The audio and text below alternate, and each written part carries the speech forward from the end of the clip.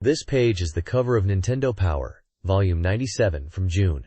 It's highlighted as the biggest N64 issue. The main focus is the wacky fighting game, Clay Fighter 63 1/3, featuring characters like Bad Mr. Frosty and Bonker prominently on the cover. The magazine offers previews for upcoming 64 titles such as Space Station, Silicon Valley, and Aero Fighters Assault. There's also a section dedicated to strategies for Blast Corps, a first look at Dracula 3D, and coverage of a Mega Man boss blowout. It's packed with info for Nintendo 64 fans of the era.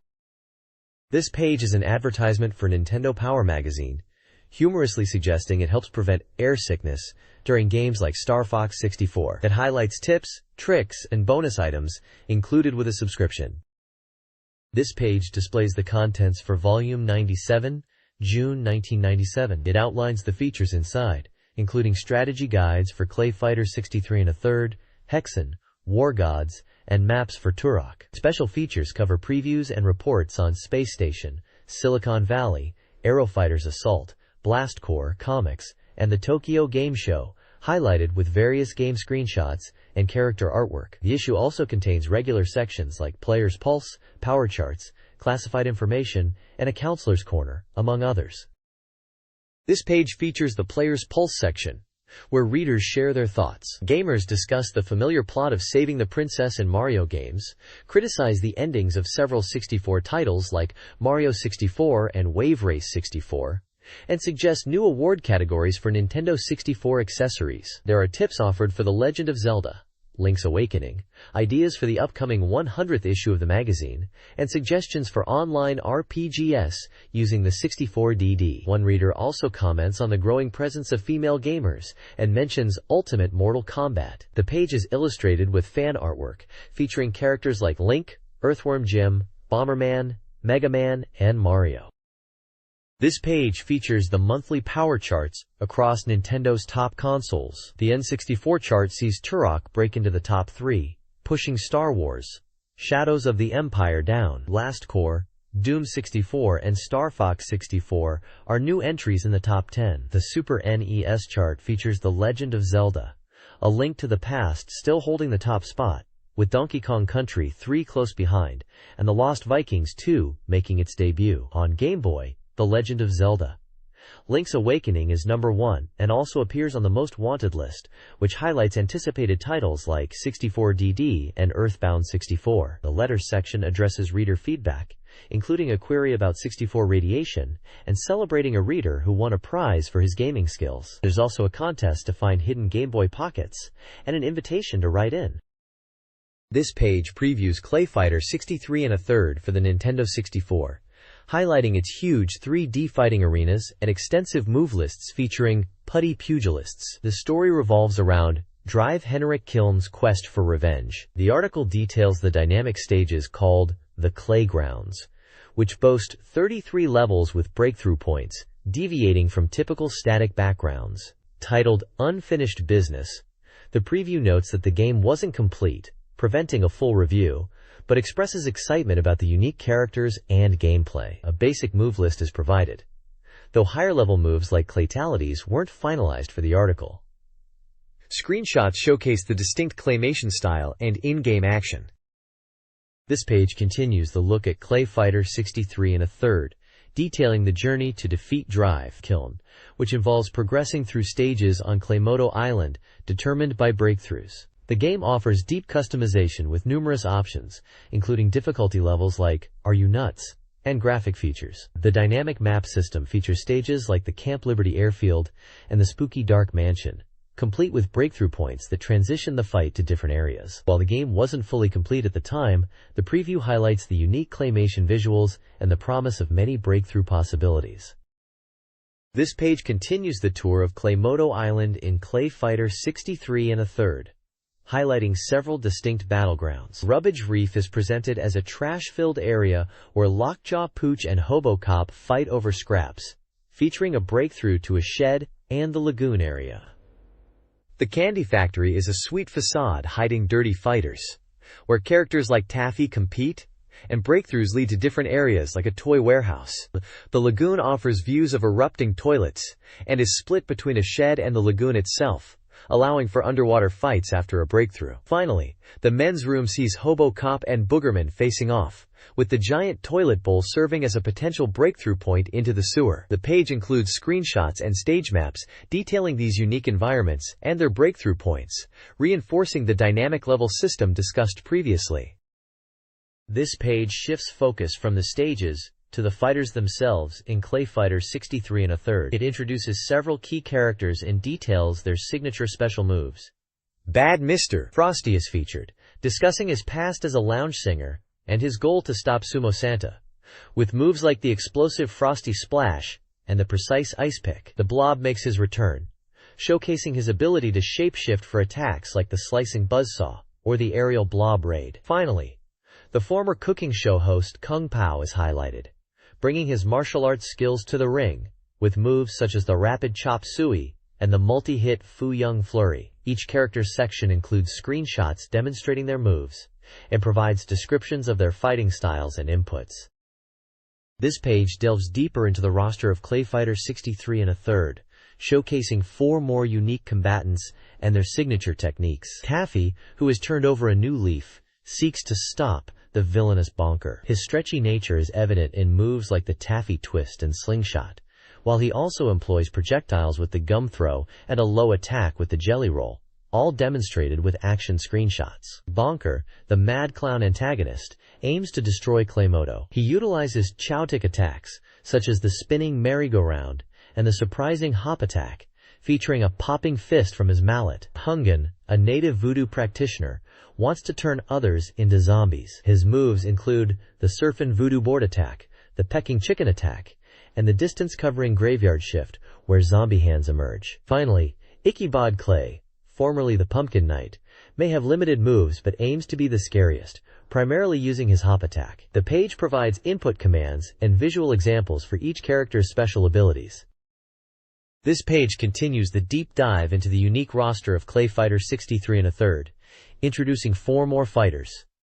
Lady Liberty, transformed into clay by Dr. Kiln, seeks justice with moves like the close-range Torchucks of Freedom and the fiery Liberty Torch. Boogerman joins the fight, using his natural grossness, showcased with his static-delivering hop attack. Thoppy, a mechanized rabbit turned against its creator, battles with powerful hoppy stomp variations and the backward aerial hoppy kick.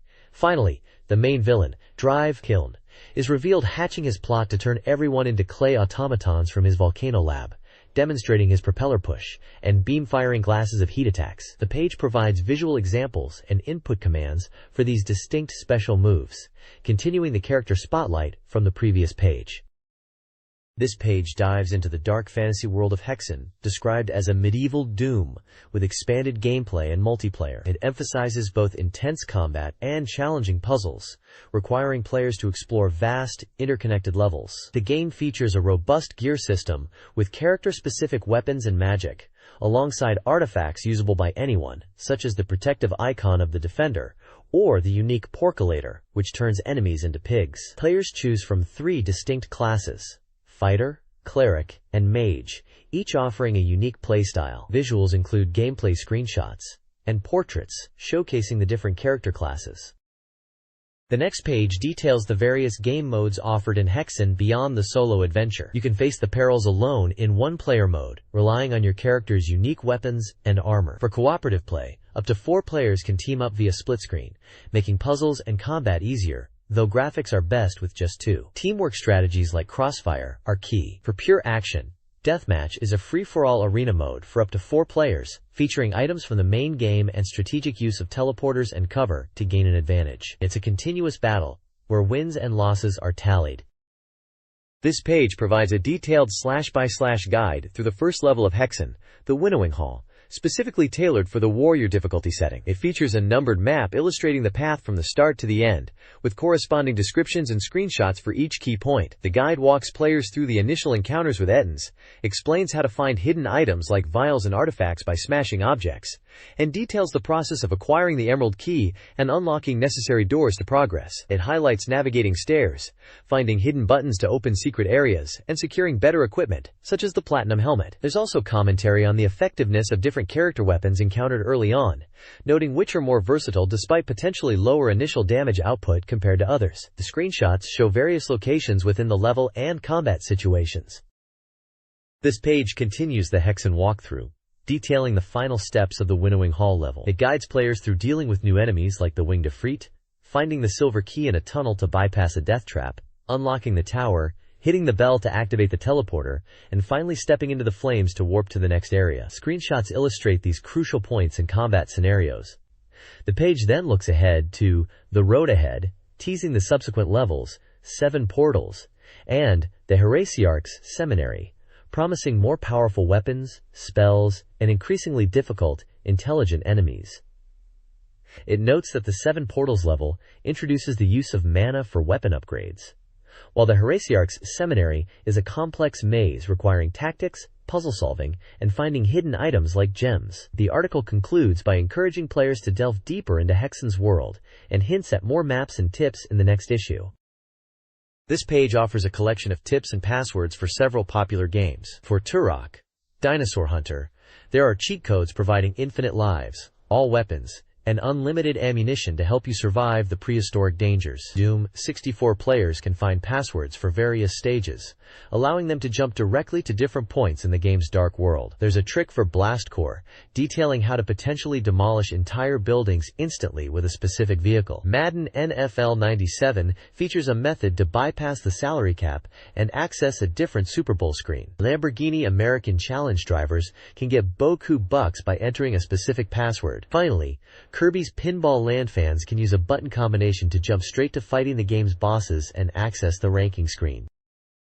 This page dives into cheats and tips for a trio of games. For NBA Hangtime, you'll find lists of hidden and duplicate players accessible via pins, along with various matchup codes that affect gameplay, allowing things like baby mode, unlimited turbo, or maximum power. Specific tricks are also detailed for getting big heads, activating a shot percentage display, choosing Dennis Rodman or a random team, and stacking multiple power boosts. Pitfall: the Mayan adventure offers ways to access unlimited continues, select stages, start directly on level 6, and even unlock the original classic Pitfall game from the game's start screen. Finally, The Legend of Zelda: Link's Awakening for Game Boy gets some love with tips on changing background music by entering a specific name, creating explosive arrows, using the rooster and boomerang effectively, and a fun trick involving magic powder and the flame rod on chickens.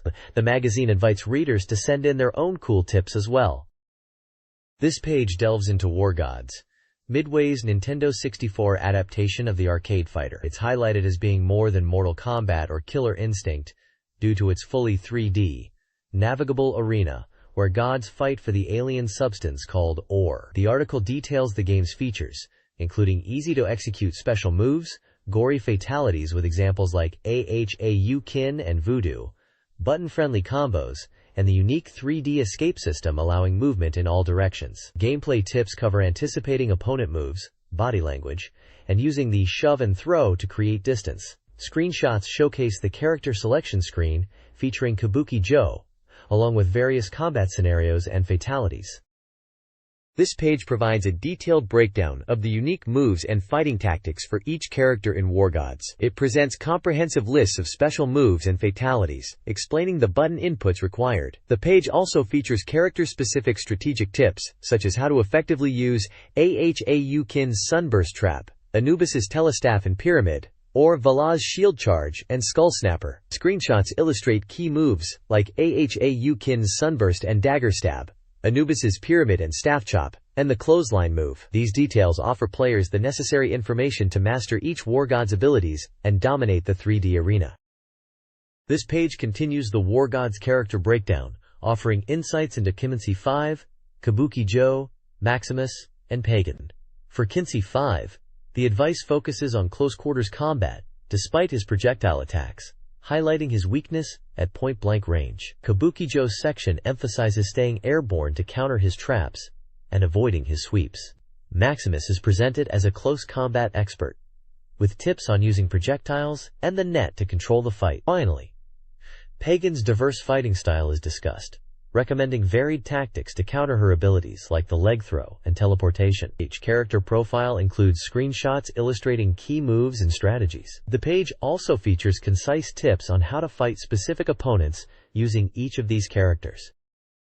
This page delves into more of the War Gods roster, starting with Take, the slow but incredibly strong stone idol, with immense reach and devastating moves like the Earthquake and Rock Crush. Vala, the Viking princess, is the fastest character, focusing on aggressive rushes like her shield charge and quick attacks, using her speed to control the fight. Voodoo, the tricky witch doctor, is all about teleportation and keeping opponents off balance, with moves like the Spinning Claw, Bone Rain, and Skull Wings. Finally, Warhead, the toxic trooper, relies on explosive attacks like the Cannonball and Shockwave, often jumping to keep pressure on, but susceptible to low attacks. Screenshots throughout illustrate these fighters in action, showing their signature moves and combat styles.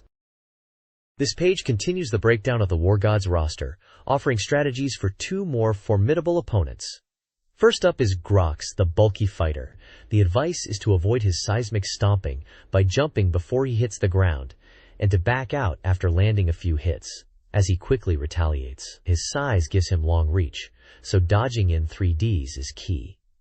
Next is Exor, who relies on long-distance attacks and a face-to-face trap.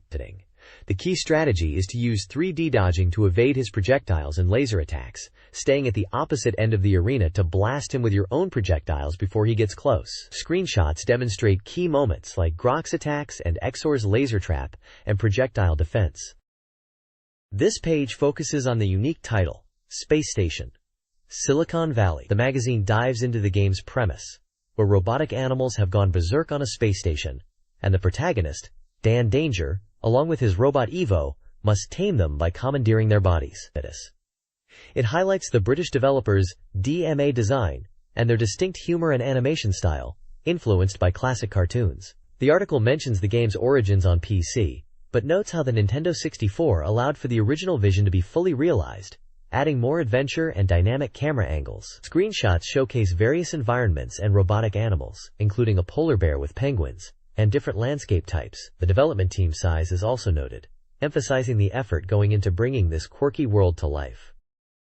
This page continues the look into Space Station, Silicon Valley, detailing the bizarre events and gameplay mechanics. After Evo's destruction, Dan Danger remotely controls the surviving chip, navigating the space station's diverse ecosystems, which range from European grasslands to Arctic tundra and even sewers. The game emphasizes exploration, requiring players to control various nanobots, which are robotic animals, to solve environmental puzzles and unlock new areas. The unique abilities of each animal are key. For instance, a fish is needed for underwater access, and a brawny animal for moving obstacles. The game features a food chain hierarchy, and animals evolve in strange ways, gaining wheels, turrets, or pogo sticks. Developers stress the immense scope and the necessity of mastering every animal form to complete the game. Screenshots showcase a variety of robotic creatures and diverse landscapes, highlighting the game's quirky visual style. The next page continues the exploration of Space Station, Silicon Valley, focusing on the diverse array of robotic animals and how they shape the gameplay. It highlights the ability to commandeer creatures like dogs or rams, using their unique skills for combat, puzzles, and navigation through unpredictable levels that include exploration, minigames, and racing. The developers explain the advanced scripting system that enables complex animal behaviors and environments. The article also provides details on the quirky character design, drawing inspiration from surprising sources, and the revolutionary animation techniques used to bring the creatures to life. Protagonist Dan Danger offers a final word, promising a winner for 64 players. This page features a guide for Turok, Dinosaur Hunter, focusing on exclusive warp maps, detailing items and strategies for secret areas like Level 1A and 1B. The maps show paths, item locations such as a backpack and shotgun shells, and include a legend to help players navigate and find pickups like health and weapons, offering tips for challenging areas with obstacles. The page also introduces Aero Fighter's Assault, setting the scene for Operation Project Blue. It describes the Aero Fighters as an elite peacekeeping force combating global threats, including a catastrophic event in Antarctica that has led to rising oceans and flooded cities. positioning the player as humanity's last hope against overwhelming odds. The section includes a screenshot showing the game's interface and action.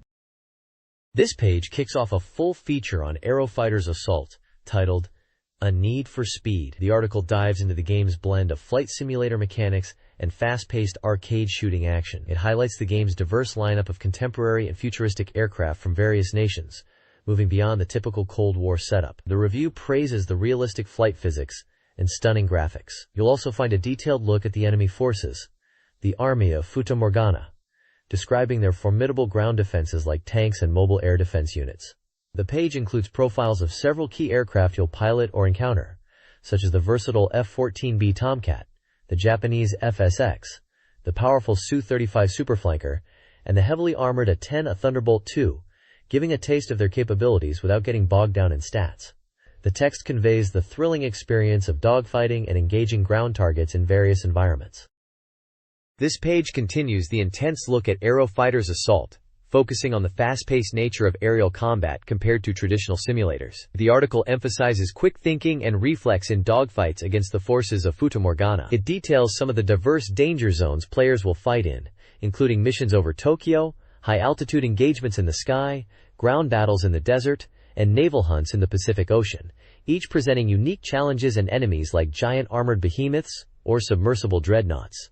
The developers are noted for crafting varied missions and compelling enemies. Further aircraft are showcased, featuring the stealth capabilities of the F-22A, the ground attack power of the Su-25, and the versatility of the Eurofighter 2000, highlighting the diverse arsenal available to the player in this fight for the world's fate. This page presents the first part of a three-part comic book adaptation of the Nintendo 64 game, Blast Corps, a collaboration between Nintendo Power and Dark Horse Comics. It introduces the core concept, the Blast Corps team's mission to prevent nuclear annihilation. The page features renders of vehicles and robots from the game, such as the yellow truck, blue robot, and the prominent orange Juggernaut robot. Titled, Episode 1, Juggernaut. The comic begins on the right side, showing military personnel in a cockpit reacting to a dangerous situation involving a strange green substance. Their dialogue indicates things are going wrong, prompting a decision to leave and attempt to contact Colonel Barker, though his status is uncertain. A small panel on the left also features a character telling a joke related to a parrot and a pirate. This page continues the comic adaptation of the game Blast Corps, picking up immediately after the events on Spearhead. The crew in the vehicle struggles with the steering failing as the strange green substance spreads. They make the difficult decision to abandon the vehicle, with one character seen escaping while another reflects on their lack of options. The scene then shifts to Colonel Barker's office at Rafter's military base. Barker confronts Captain Nash, holding him directly responsible for what happened to Spearhead. Nash attempts to push back, mentioning funding cuts and questioning the need for so many missiles. However, Barker dismisses his excuses, orders Nash locked up, and declares that the incident is now someone else's problem, instructing another captain to alert the authorities. The page ends with Barker lighting a cigar, revealing he has some connection to the mysterious glowing substance. This page continues the dramatic adaptation of Blast Corps, following the team after the incident at Spearhead. The crew in a control room is dealing with an autopilot, engaged due to leakage, preparing to evacuate while reflecting on the situation. The page then shifts focus to a flashback sequence centered on Wes, the character in the wheelchair, revealing the traumatic accident at Rafter's military base that cost him the use of his legs and led to a callous dismissal by his superiors. This backstory sets up the present-day crisis. Amber and the team, now known as Blast Corps, are alerted to new trouble also involving Rafters. They discover that defective nuclear missiles from the Rafters labs are on board a runaway vehicle, heading directly towards a critical detonation site, creating an urgent and dangerous mission for the team. This page brings the first part of the Blast Corps comic adaptation to a close, focusing on the team receiving the critical mission. Amber, Spike, Wes, and Clark are briefed on the runaway nuclear missile carrier, a direct threat that conventional forces cannot handle due to extreme radiation levels. The Blast Corps team realizes they are the only ones equipped to intervene and prevent a catastrophic detonation, accepting the immense responsibility to protect innocent lives. The page concludes with the team preparing for the dangerous task ahead, emphasizing the high stakes involved.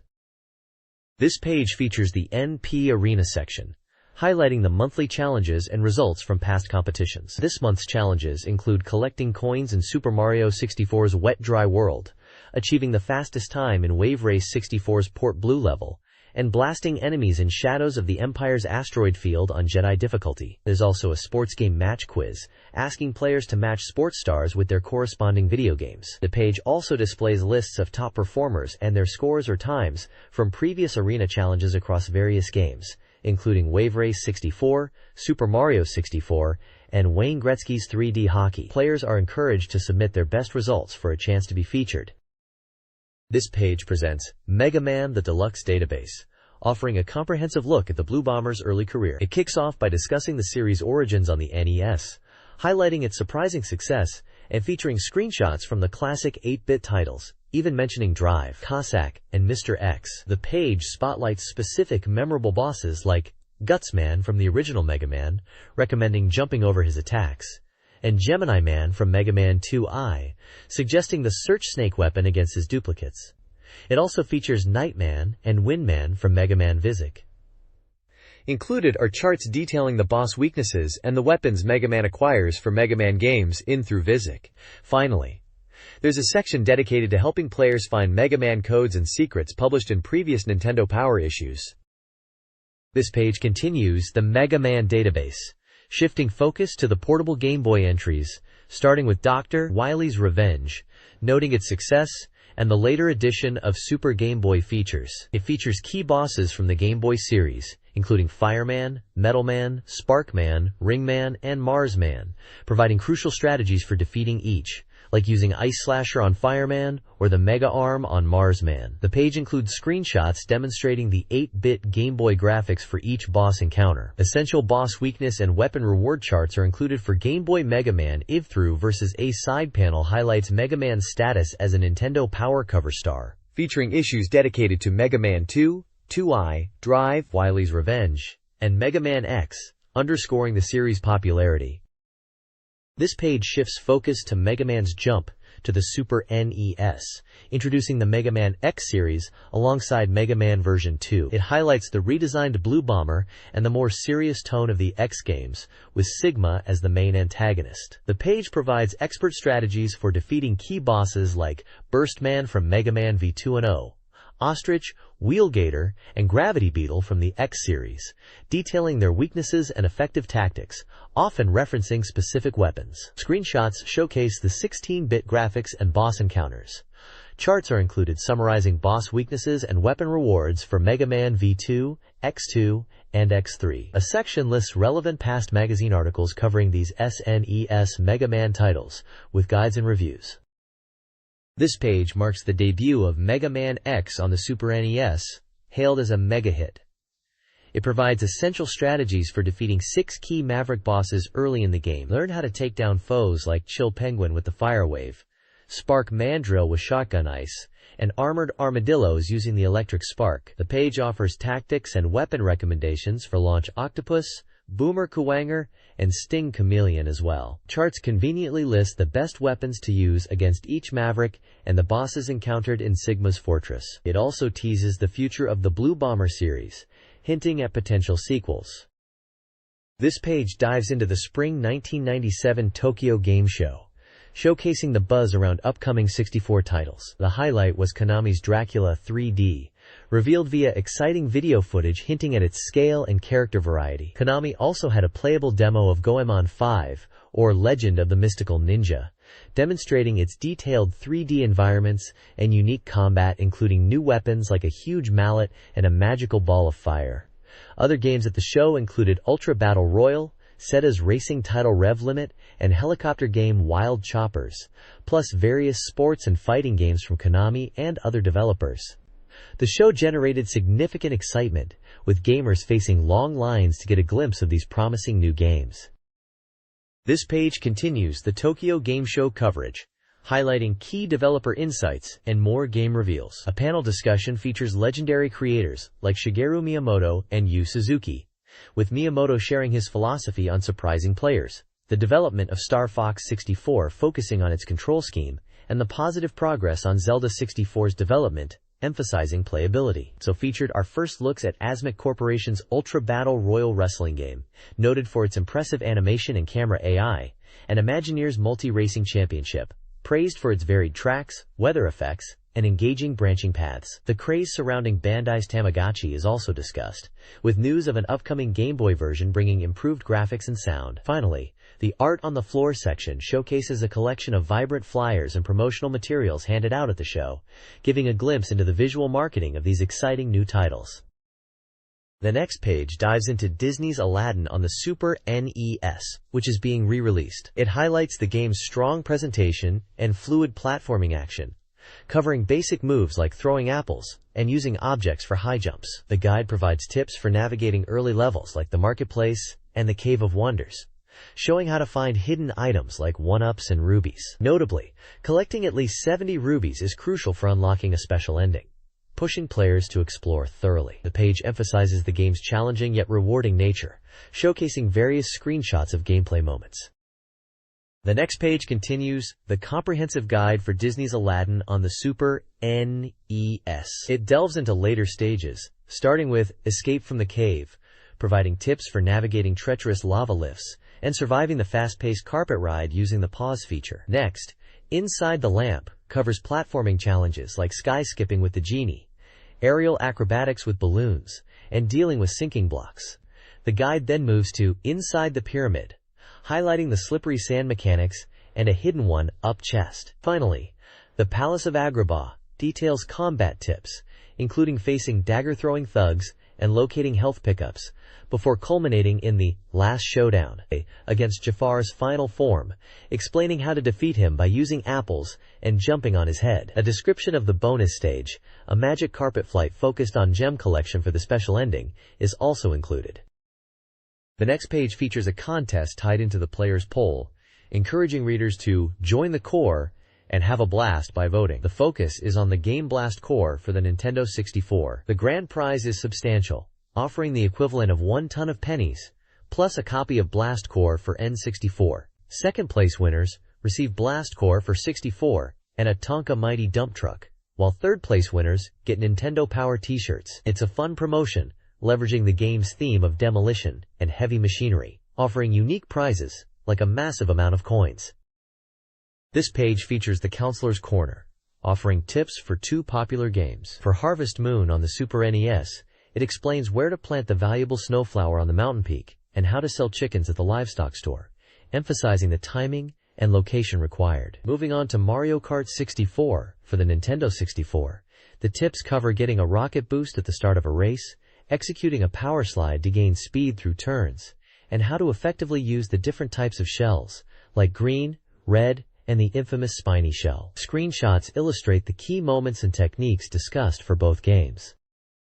This page continues the Counselor's Corner, offering more valuable tips. For Super Mario 64, you'll learn how to acquire specific stars, including using a spindrift in Snowman's Land and stomping piranha plants in Tiny Huge Land, plus strategies for defeating the big bully in Lethal Lava Land. The Tasmania 2 section details how to overcome tough boss characters like Axel Gator and Bull Gator using your abilities. Additionally, a quick Q&A section addresses common questions for Blast Core, Top Gear 3000, and Mole Mania, covering topics from map icons and vehicle issues to character stats and level progression.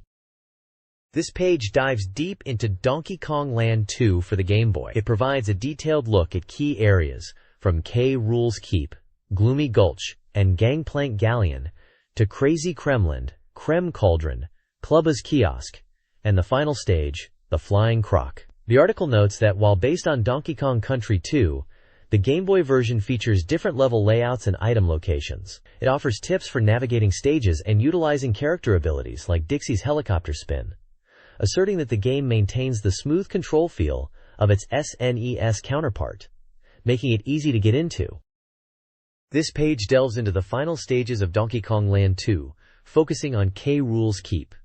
It guides players through 2 challenging levels, Arctic Abyss and Windy Well. Arctic Abyss is an icy trap where careful hopping is crucial for maneuvering and avoiding enemies, detailing how to find a 1-up balloon with Engarden the Swordfish and a DK coin using Dixie's helicopter spin. Windy Well presents a vertical ascent through a windy shaft, offering strategies to navigate dangerous buzzes and spinies, utilize updrafts, and survive cannon fire, reminding players the winds prevent backtracking once progress is made. The page uses maps and screenshots to clearly illustrate the paths and key item locations within these treacherous environments.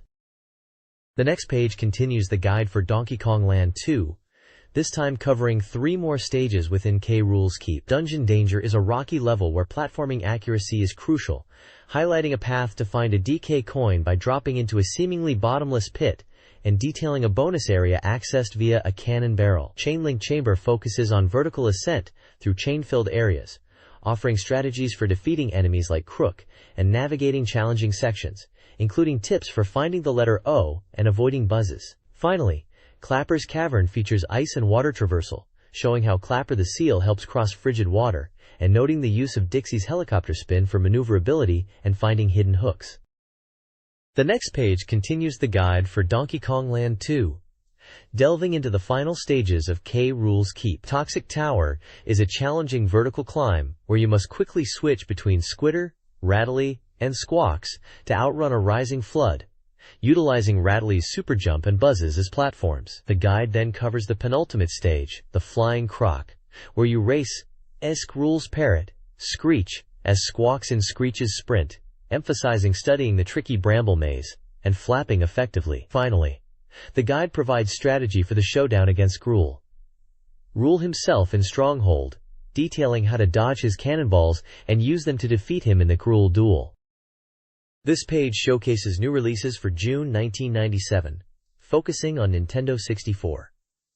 It features reviews of 3 fighting and action games. Clay Fighter 63 1/3 is highlighted for its unique claymation graphics, humor, and destructive arenas, offering plenty of moves and hidden features despite difficult-to-find secrets. Hexen brings its PC action RPG hybrid to the N64, noted for its 4-player co-op and fantasy theme, though the graphics are deemed less impressive. War Gods, a Mortal Kombat-inspired 3D fighter, offers easy-to-perform moves and fatalities, making it good for 2 players, but suffers from balance issues and choppy animation. This page reviews 3 Super NES games re-released by Majesco. Mega Man X offers classic action with wall grips and weapon changes, praised for excellent play control and challenge but criticized for being too short. Screenshots show familiar platforming action. Aladdin features side-scrolling platforming based on the movie, known for great graphics and play control but lacking challenge. Screenshots depict vibrant Arabian settings. Pitfall: The Mayan Adventure brings back Pitfall Harry for a jungle adventure with varied stages, good graphics, and traps, but suffers from poor hit detection in some areas. Screenshots show jungle environments and ancient ruins. The page also includes sections explaining pros picks, the power meter rating system, and ESRB ratings. This page of PackWatch provides an inside look at upcoming Nintendo 64 games. It kicks off with a preview of Extreme Stag, a futuristic motorcycle racer from Acclaim's UK team, highlighting its high-speed, roller-coaster-like tracks and 2-player split-screen action, expected that fall. The page then delves into Zelda 64, showcasing new screenshots and details about Link's adventure, emphasizing the impressive graphics, lighting effects, and the return of classic enemies. The preview notes the game's large scope and anticipated release in late 1997, early 1998. The next page dives into more upcoming titles. We get a first look at NFL Quarterback Club 98 for the N64, showing its realistic polygon models and camera controls, with input from Brett Favre himself. It's still early, but a self-running demo hints at its potential. Next up is Timon and Pumbaa's Jungle Games on the Super NES, a collection of 4 arcade-style minigames featuring the beloved Disney characters, perfect for younger players. Then, Mission Impossible on 64 impresses with new screenshots highlighting detailed faces and lighting. The preview teases missions with gadgets and disguises, noting they feature new content not seen in the film, and jokes that the article itself will self-destruct. Finally, the Game Boy version of Hercules is previewed, detailing its action-packed gameplay where you battle mythical creatures like gargoyles and the Hydra across its stages, developed by Tiertex and published by THQ. This page kicks off with a look at Shigeru Miyamoto's busy schedule, detailing key projects like Zelda 64, a sequel to Super Mario 64 codenamed Cabbage, and SimCity 64, highlighting the modular design approach for the latter. We also hear about other confirmed titles like Aero Fighters Assault and Capcom's potential 64 games, including Street Fighter III and Resident Evil. The page then dives into game previews. A fast look at Lamborghini 64 showcasing its realistic racing action, modes, and classic cars. A preview of Super Bomberman 64, noting its blend of puzzle solving and overhead multiplayer battles with screenshots. And news on other upcoming games like Rare's Mysterious Dream, rumors of Contra 64, and GameTech's TV show adaptations Jeopardy! And Wheel of Fortune. There's a brief recap of the N64 Developers Conference, touching on the 64DD disk drive discussions. Finally, a forecast section lists upcoming release windows for a multitude of N64, Super NES, like Timon and Pumbaa again, and Game Boy, including Hercules again, titles. This page previews the upcoming Volume 98 from July 1997, promising exciting coverage including a major feature on Star Fox 64 with 10 pages dedicated to tactical maps and battle strategies. Also highlighted are Konami's International Superstar Soccer 64 with expert strategies and Vic-Tokai's 3D fighting game Dark Rift. The issue will also feature an explosive preview of E3, covering the hottest games from Nintendo and other developers. The page also lists available back issues and advertises official Nintendo players' guides for popular games like Star Fox 64, Mario Kart 64, and Super Mario 64.